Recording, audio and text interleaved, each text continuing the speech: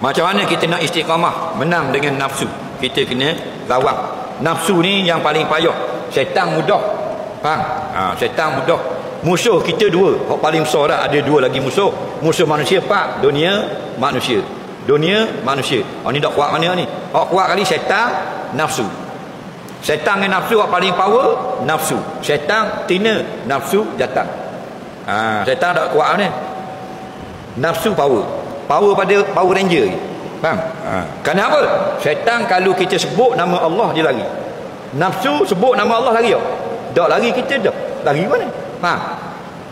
Nabi kata iza azanal muazzinu fa adbara syaitan.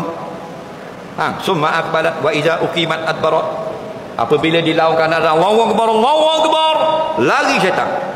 Summa habis azan, kemudian aqbalat, datang balik. Mari mula.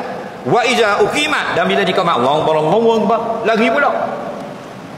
Kemudian mari balik. Faham? Nafsu tak lari.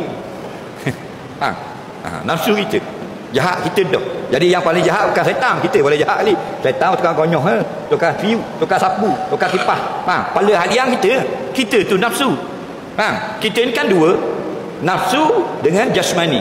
Nafsu itulah roh, nafsu itulah diri, nafsu itulah aku, nafsu itulah jiwa, nafsu itulah akal.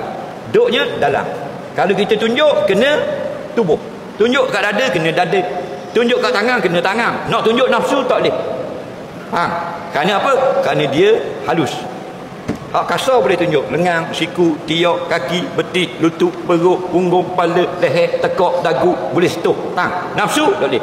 Tapi diri kita. Tadi kita nak mari sini ni, ada mari ikut dalam hati. Nak mari sejid kubur, nak dengar orang ngajar. Semua tu bukan daripada luar.